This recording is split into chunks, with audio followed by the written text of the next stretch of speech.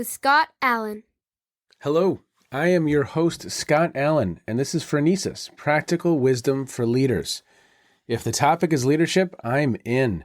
I've spent more than 20 years in the field teaching, learning, writing, and questioning. When I'm not working on Phronesis, I travel, delivering keynotes, working with individuals and teams, and helping people from organizations across industries become better leaders. Want to learn more? Visit me at scottjallen.net. Phronesis offers a smart, fast-paced discussion about all things leadership. We explore relevant topics and incorporate practical tips to help you make a difference in how you lead and live. Listen Notes lists Phronesis in the top 3% of podcasts worldwide. Phronesis is the official podcast of the International Leadership Association. ILA brings together those who teach, study, and develop leadership, advancing leadership knowledge and practice for a better world. Learn more at ila-net.org. Finally, if you enjoy Phronesis, please subscribe to stay current on our weekly episodes. If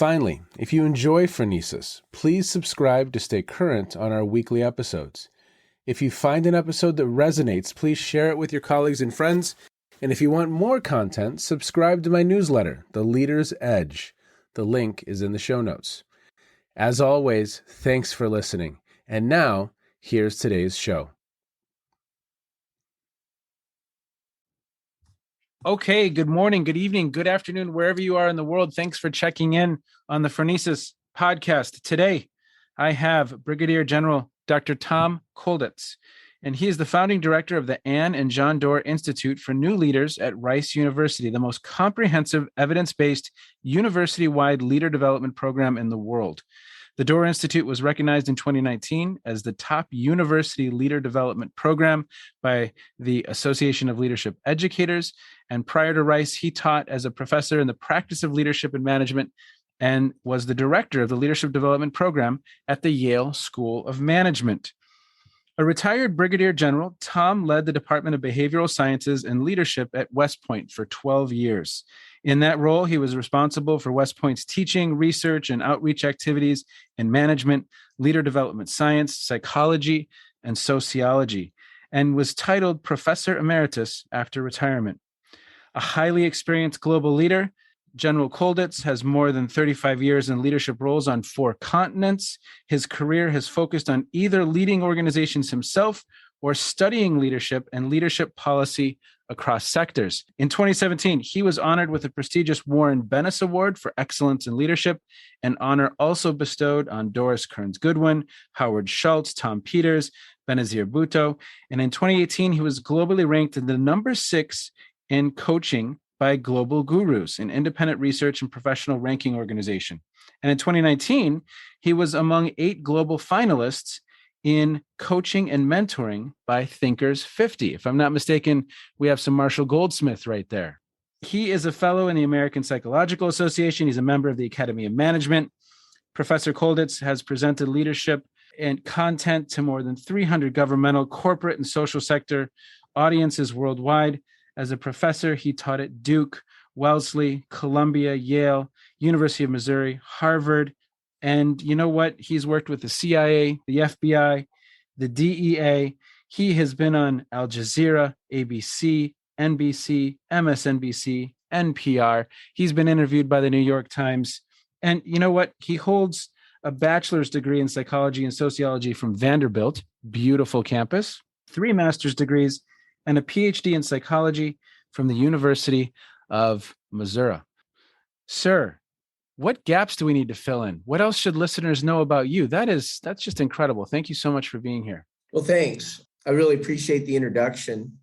When I introduce myself, what I try to stress is that I'm what I've referred to in the past as a soldier scholar mutt. I got my PhD in 1982 as a lieutenant in the Army. So I'm academically aware and connected, and I've worked at universities, West Point, Yale, Rice, Mizzou. I've also spent at this point in time, well over 30 years as the principal responsible for an organization. whether it was a business-related organization, whether it was a military organization. And so I've got a lot of practical experience at failing at leadership. I mean, leadership is like a constant stream of mistakes that you overcome. And so sometimes I sound like a professor because I'm referring to research, and other times I sound like some old guy that has run a lot of organizations and made all of the dumb mistakes. I've made all the easy mistakes, low-hanging fruit. That's kind of who I am. Tom, what brought you to this topic of leadership? I mean, I see some roots potentially in the sociology and the psychology. What is it about this topic that has always kind of fascinated you? What drew you to the topic of leadership? I was exposed to it at a very young age by my parents, who were leaders in the small town. I grew up in a town of 1,800 people in Southern Illinois. They were leaders. My dad was on the school board. My mother was a well-known nurse who took care of everybody in the town. And so it was just kind of assumed that my brother and I have one brother, would be leaders. And I can remember when I was 5 or 6 years old, the first grade teacher pulling me aside when the class was at recess and telling me, "Hey, Tommy, I want you to go out there and I want you to get the kids and make sure that they all come back in here, but you can't boss them around. You just have to talk to them and get them to come back in." At the time, it made perfect sense to me because she played bridge with my parents. I mean, this is a small town. Everybody knows everybody. Yeah. But looking back on it, what I realized was happening was she was teaching me to lead. And she didn't do that for everyone in the class. She just did it for a few of us. Then as I progressed through middle school and high school, there were opportunities to lead on athletic teams and, in other organizations. I was very interested in psychology, but I needed a scholarship to go to a school like Vanderbilt. And so I got an ROTC scholarship. After I graduated, I went straight to grad school in psychology. I really was fascinated by psychology and sort of the influence that psychology has on behavior. And I thought the Army would make me an Army psychologist, a research psychologist. What they did was they said, "Well, thank you. We don't need any of those right now. We need artillerymen." So they made me a cannoneer, an artillery officer. And it was actually a lot of fun because I got to shoot big guns. And you would think that shooting big guns would be, just sort of this rambunctious thing. It's actually a lot of math because you have to do ballistic solutions. You have to understand principles of physics. Yes. And how to make this 115-pound projectile land in the right place 7 miles away. I was exposed to the need to lead people in the Army. And the first person I reported to in the Army was actually a West Point graduate who had played basketball for Mike Krzyzewski when Coach K was the basketball coach at West Point. He was very focused on leadership. And he started teaching me about leadership, about how you actually lead soldiers. And I got hooked. Yeah, I really did. So my whole career, because I had a Ph.D., was back and forth between leading soldiers in combat type units or having more sophisticated kind of cerebral jobs in the Pentagon or in the Center for Army Leadership or places like that. So it was back and forth between doing it and thinking about it, doing it and writing policies about it, doing it. And so I've always been sort of a mixture of doer and thinker. Yeah. And that's kind of how I got to all of this. Tom, talk about the benefits of having that perspective. How do you make sense of that in your own mind? Because that's an incredible strength, doing and studying and writing and doing. I mean, it just brings such a depth and breadth to your work. Yeah, well, John Doerr, who I now know well and who really inspires me, has this saying that ideas are easy and execution is everything. And in academia in particular, but in America in general, we are in love with ideas. But The max effective range of a leadership speech is 0 meters. I mean, it generally does not change a person.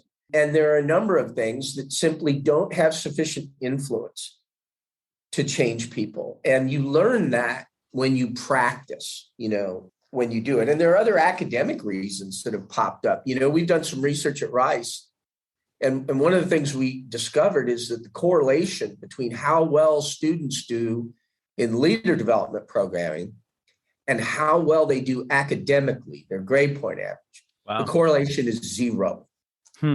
0. Wow. And that's because it's a completely independent set of skills and practice. Leadership is developed through practice. It's not developed because you figure out some factoid about leadership. You have to go do it. And the best way to do it is with somebody who knows what they're doing, looking over your shoulder, like anything else. Yes. It probably wouldn't have worked to be an artilleryman and just have talked about it and been in the classroom the whole time, right? You get out in the field, that's not going to be good. Oh, right. And, it's sort of the relationship between science and engineering. It's good to study science, but science doesn't do anything. It's only when engineers take it and do something with it, or bioengineers or physicians or whoever. And so there's that aspect to leadership and leader development. University faculty live and work in an individual performer culture.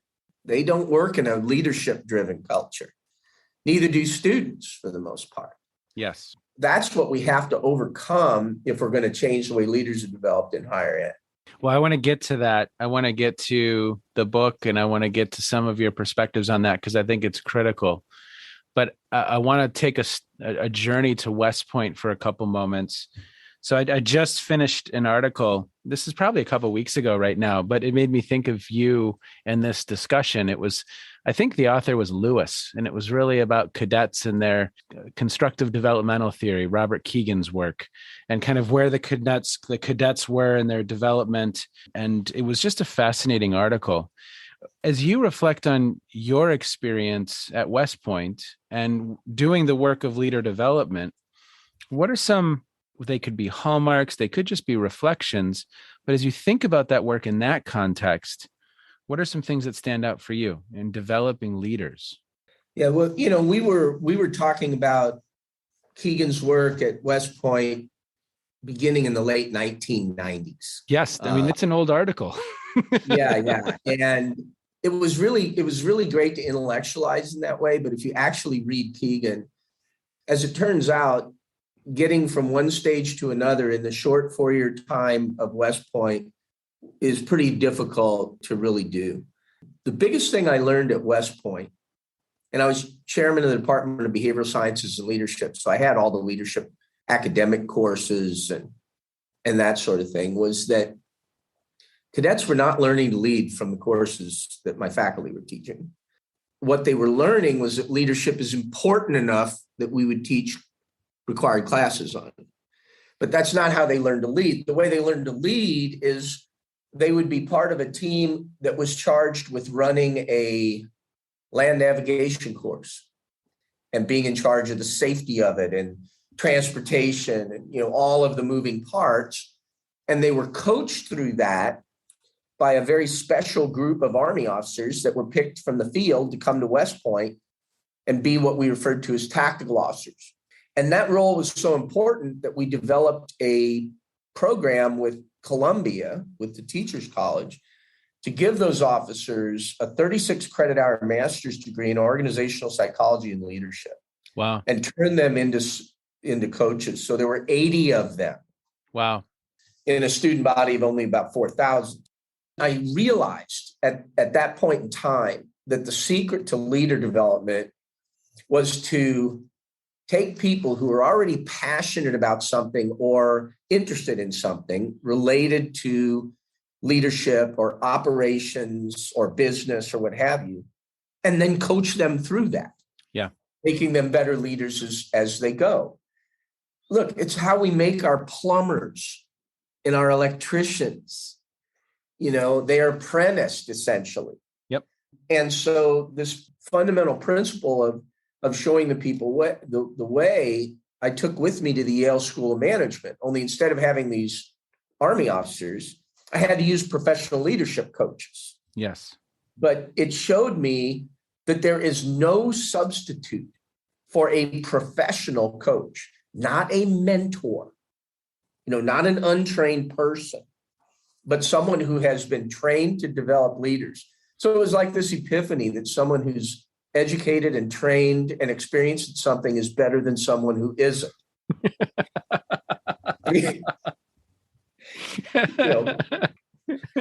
But look, I'll tell you, if you look across, whether it's universities or business, you find all kinds of people who are not educated or trained, or even in some ways experienced at it, who are giving speeches and TED Talks and, all kinds of things that communicate some leadership ideas, but there's no practice component to it. Yeah. And so it's just, they're just selling it, they're just selling the speech or whatever. Well, it's interesting, Tom, when you mentioned that you were an ROTC, I posted a paper to the discussion that we're having. And in that, we do a little case study on ROTC. We interviewed some of the leaders of that program to just look at how they're approaching the work. And baked into that whole experience, and it's not professional coaches, so that's not where I'm going, but at least there's some level of mentorship and guidance that's occurring from the senior level cadets, from the other individuals, the seniors or juniors who can at least model, coach, they can provide feedback to some of the younger cadets. And there's that system that's in place that perpetuates itself. It's hard to replicate at times outside of the military, but it sounds like in many ways that's been a hallmark of your work, is in some ways replicating. Now we're going to get him a professional coach, an ICF certified coach who knows what they're doing, and we're going to provide some professional opportunities to be coached, actively coached by a professional to help facilitate that development and that growth. And you were doing that, it sounds like, at West Point, sounds like at Yale, and then you get to Doerr, you get to Rice. And as I understand it, you helped build this from the ground up. And I know that that's a core piece of your work there right now. Maybe we transition into that story. What brought you to Rice, and what's been built so far, and where are we headed? Yeah, so Ann and John Doerr are both Rice graduates. And John is, of course, a famous venture capitalist. He put the initial money under Google, under Amazon, under Netflix, just, a ton of Wouldn't that companies. be fun to say? Yeah. Well, he's built about 250 companies. Yeah. Oh, wow. And he felt like he got a great education from Rice, but terrible preparation in terms of leadership skills and abilities, which he learned through the School of Hard Knocks. And luckily, he survived. So he and his wife decided they wanted to build a significant infrastructure at Rice that would bring leadership development opportunities to every student in the school. Wow. That wanted it. I was teaching at Yale at the time, and so a headhunter came and visited me, and he said, look, we want you to go down to Rice and build this thing. And it was a terrific offer. I worked directly for the provost. I don't have to be under a dean or anything like that. And I get so little supervision that I had unlimited opportunity. They gave Rice what at the time was the biggest donation ever, $50 million. You give a guy $50 million and you don't supervise him and stuff starts happening. And so, I was able to do some things that other people hadn't, and the coaching thing is big here. We probably coach 35% of the students at Rice, graduate and undergraduate. Wow. Probably 75% of the MBAs. We've discovered that it costs less than half of classroom instruction. And what that means is if it costs half of something you're already doing, then it is a choice. Whereas people in the past have looked at something like that and they think, oh, that's so gold plated. No, not really. It's just more efficient than teaching leadership classes and works better in the long haul because we coach students in the context of what they're already passionate about. So an engineering student gets coached in an engineering projects team. Yeah. A cellist in the School of Music gets coached in the context of a quartet or the orchestra. Wow. So we're not creating what we refer to as contrived events for students to, ropes courses and things like that. We coach students where they're already active and passionate and interacting with other students. That's why it works. Yeah. Because they have the investment from day one, rather than us inventing some sort of retreat for them to go on and trying to convince them that it's important. I mentioned before we started, I just ordered Leadership Reckoning this morning. I downloaded the free chapter that I'll put in the show notes, the link to that. Talk a little bit about, because I imagine some of your foundational thinking is in that text. So I'm looking forward to reading it. But how are you approaching leadership development, leader development in a different way? We've got this coaching hallmark and major component of this experience. What other components are baked into the philosophy of how you're approaching the work? We go with only 4 fundamental first principles. The first is that universities have an obligation to develop students as leaders, referred to it as a core function of universities. Second, we only use evidence-based techniques. Third, we only use professional leader developers. We don't use professors, mentors, peer coaches, anything like that. And then fourth, we measure outcomes. And if something doesn't produce a measurable outcome in students' capacity to lead, we kill it. And if it does, we fund it. Yeah. Simple. Yeah. Very simple. And so, coaching works very well. It's not as expensive as people think if they run a smart business model. I mean, if they pay executive rates, then, goodbye coaching program. But, we make sure we pay our coaches a low end hourly rate, but we give them 10 or 15 clients a semester. Yes.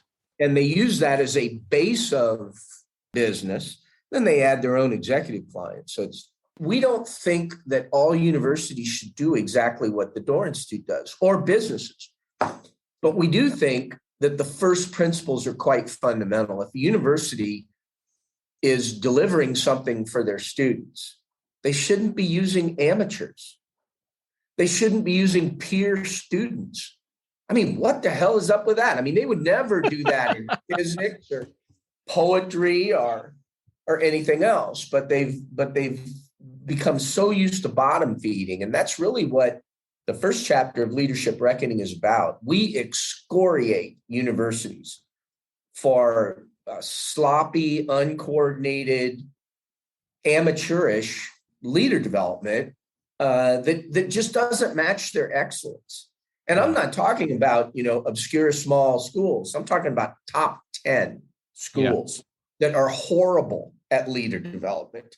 Maybe it's happening in the business school and they've got an executive education program or something.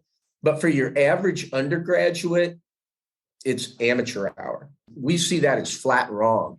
And then after we point that out, we spend the rest of the book giving away our ideas, giving away our business model, basically saying, here's how we do it. You don't have to do it in the same way.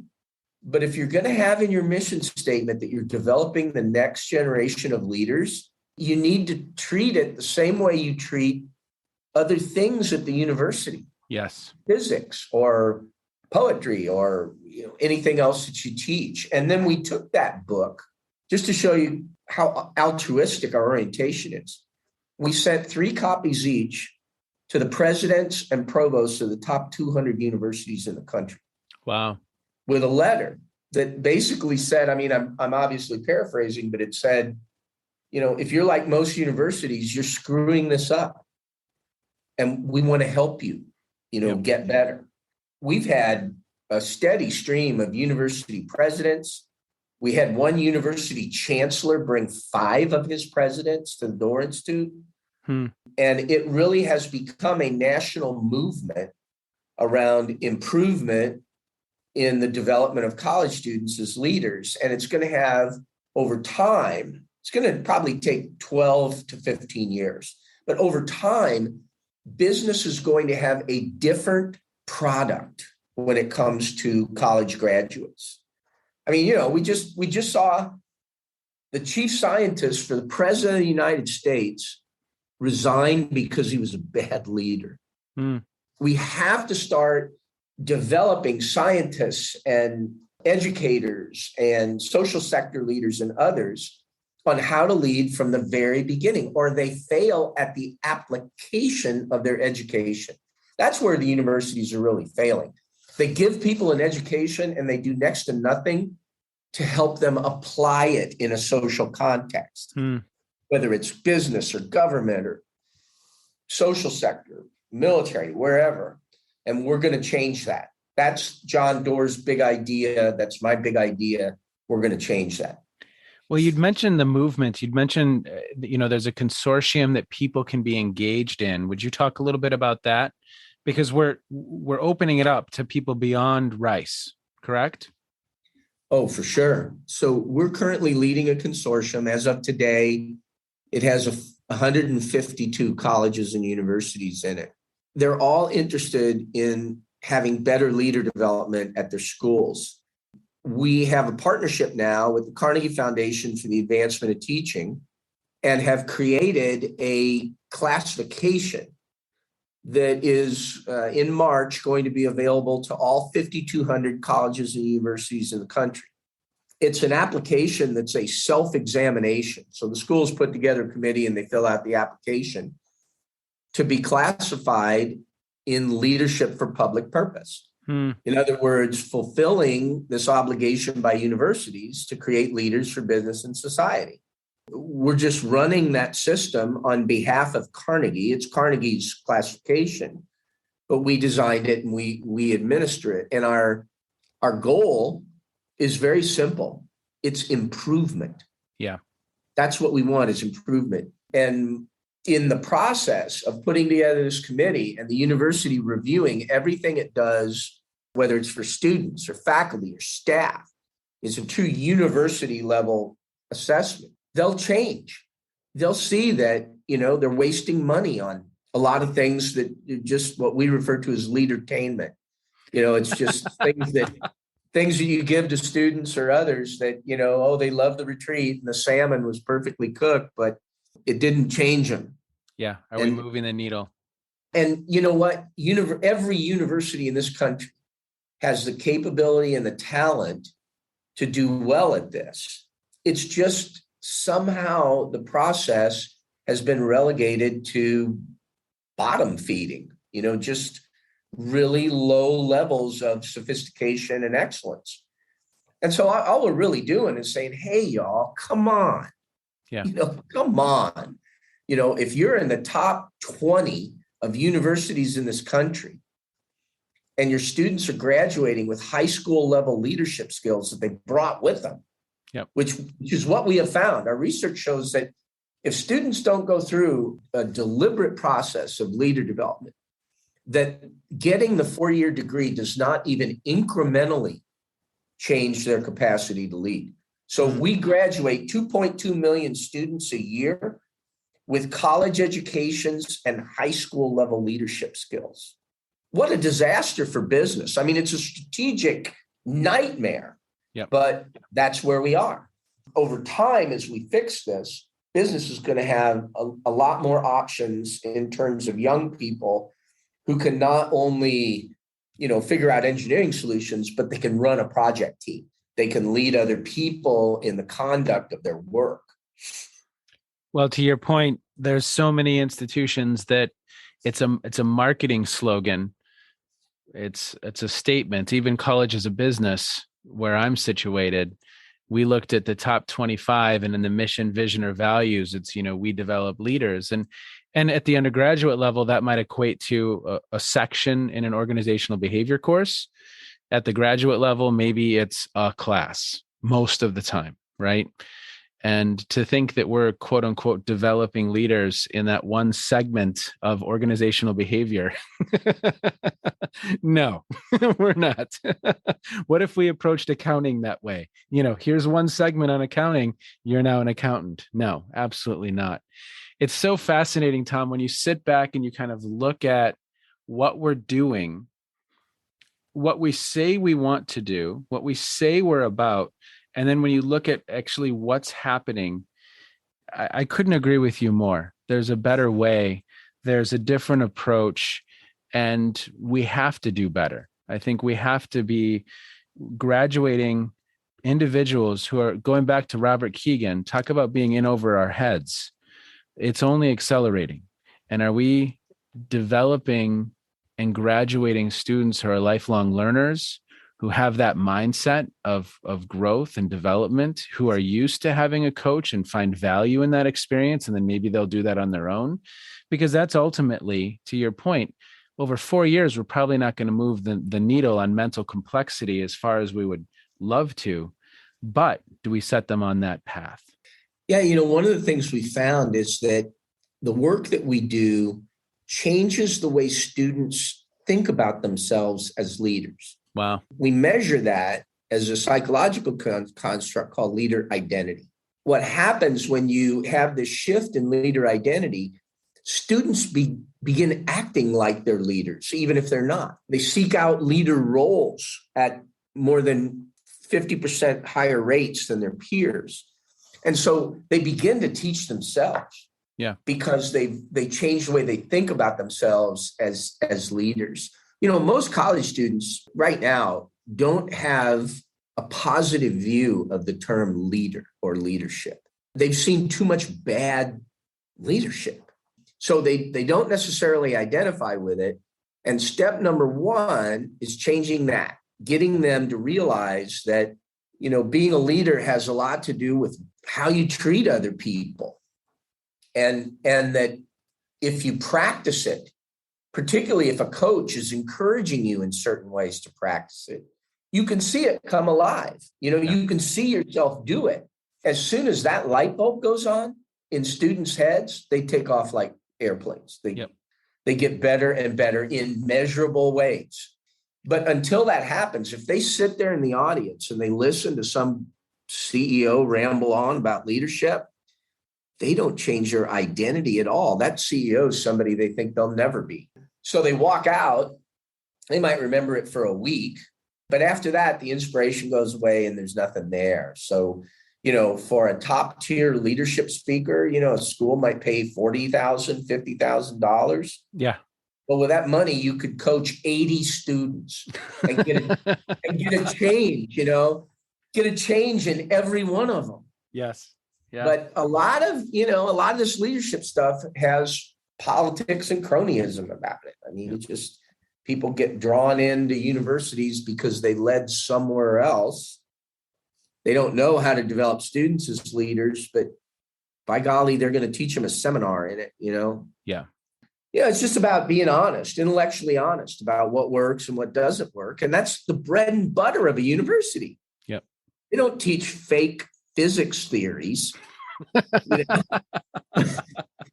they're more than willing to have some leadership person come in and talk some wild snake oil, about what they think is, trust. That's what's important. Come on.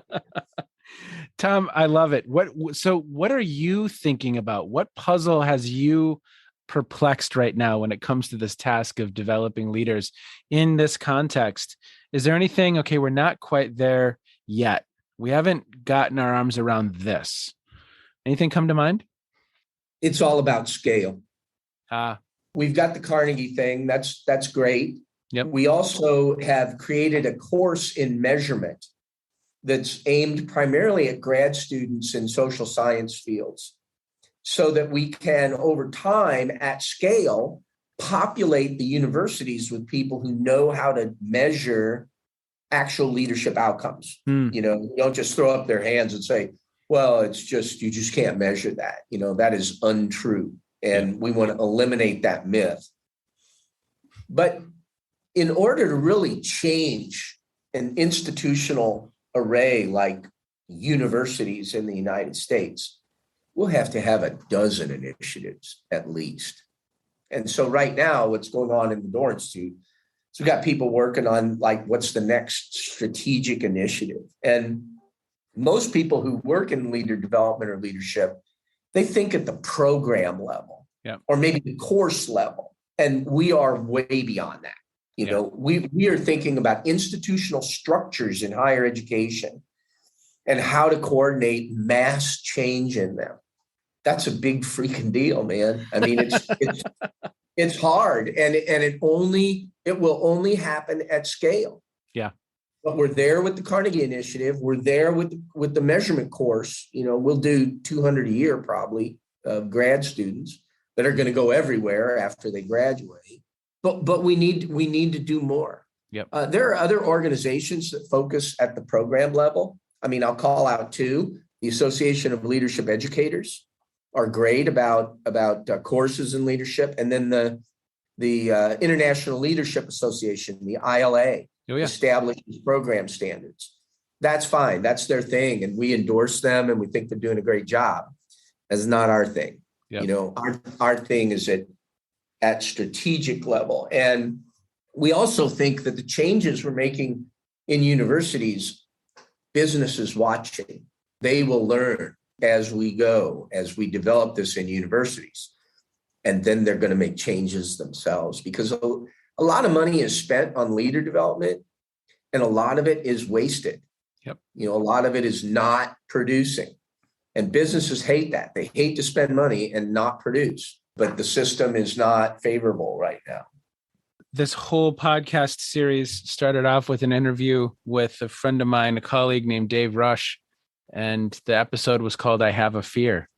And it was exactly that. All this stuff we're doing isn't necessarily moving the needle. So how do we ensure that we are? And I'm so thankful that you all are exploring, experimenting, building, thinking at this level, that systems level. How do we scale this shift? Because I think that's what it is. It's a big shift and how we approach the work. Now, as we wind down, what are some things that you've been reading lately or listening to or streaming, something that's caught your eye? It could have to do with leadership. It doesn't have to do with leadership. But is there anything that's really caught your attention in recent times? Well, I mean, you'd have to be asleep to not recognize a movement towards diversity, equity, inclusion, and its effect on leaders and leadership. And so books like Inclusify by Stephanie Johnson, who's a University of Colorado professor. Susan McKenty Brady has a book out, several books actually, that focus on that. Both these women are terrific leaders themselves. A little bit of a confession, I really don't read leadership books very much. Yeah. Because most of them are variations of hundreds that were written before.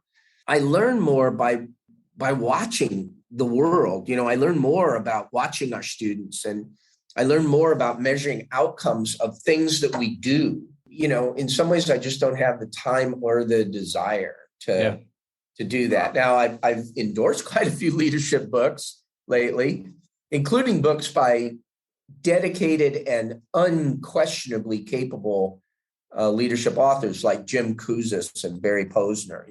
I've endorsed a couple of their books, and Jim Collins. There are people who do write really good leadership books. Books have a hard time changing people. Yeah. But books contain ideas, and unless people move into practice, they're probably not going to learn anything. They may be inspired by the book. They may get some ideas by the book, but those are going to fall by the wayside when they're working every day or going to school every day or what have you. Yeah. So it's really tough for leadership books to make a difference. And I've written a couple myself, so I'm not against book writing. I don't spend a lot of time with that.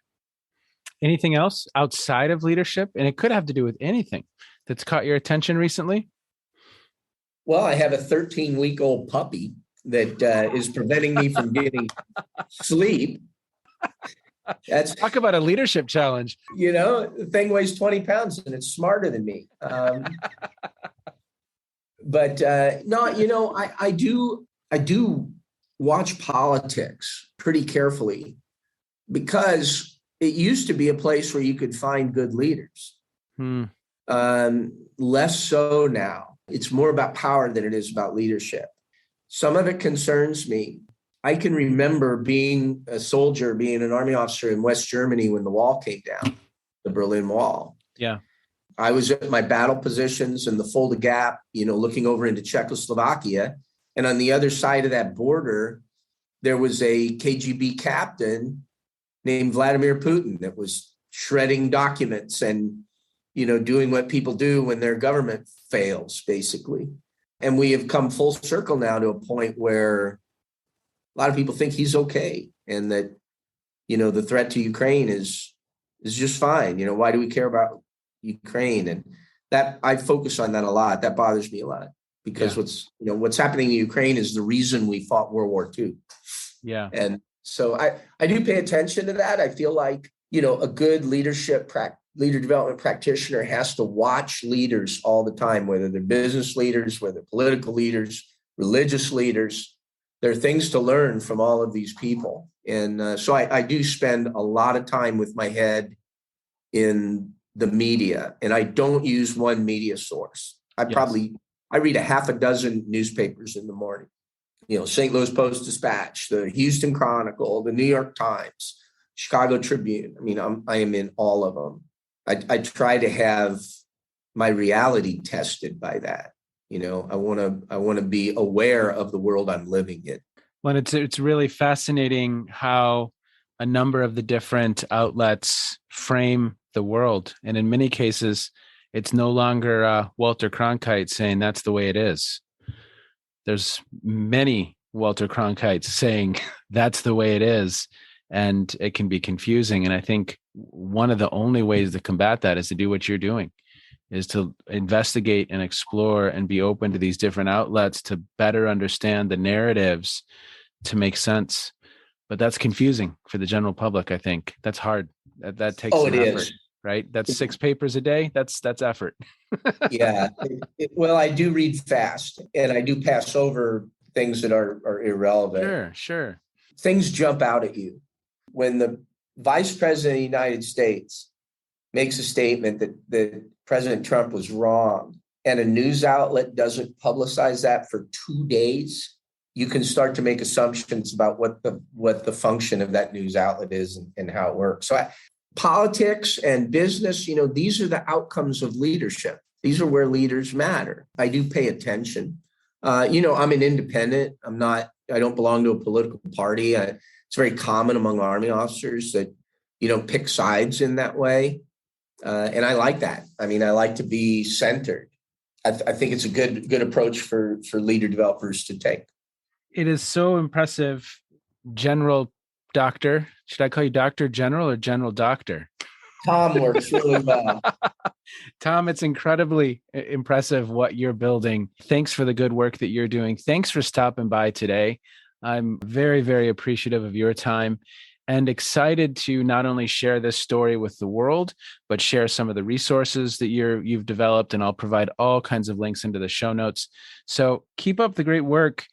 Keep thinking about that problem at scale. I love it. It's awesome. So much fun. Thank you, sir.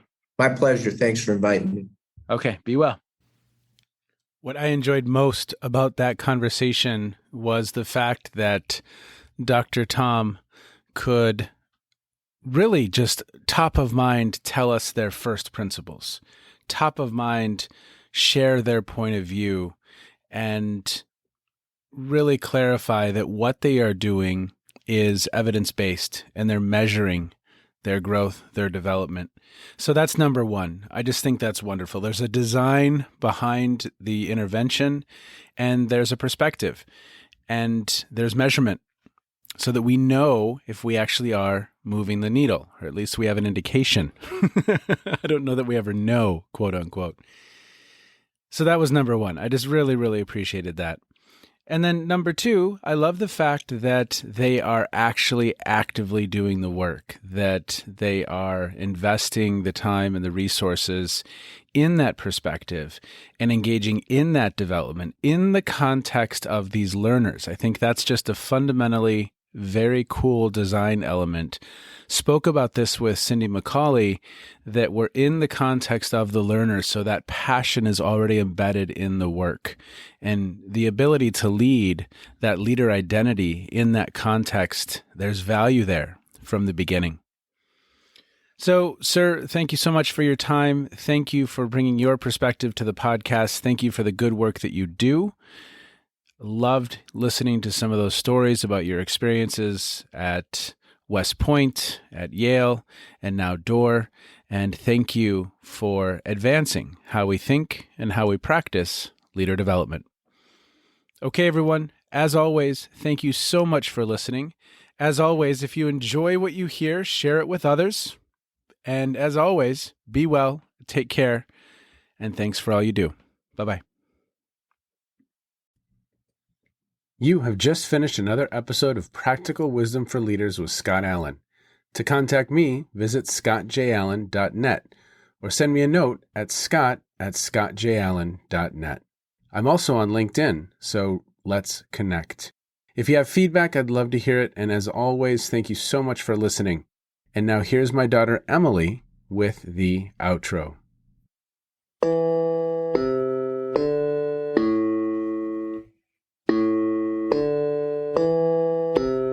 You've been listening to Phronesis, Practical Wisdom with Scott Allen.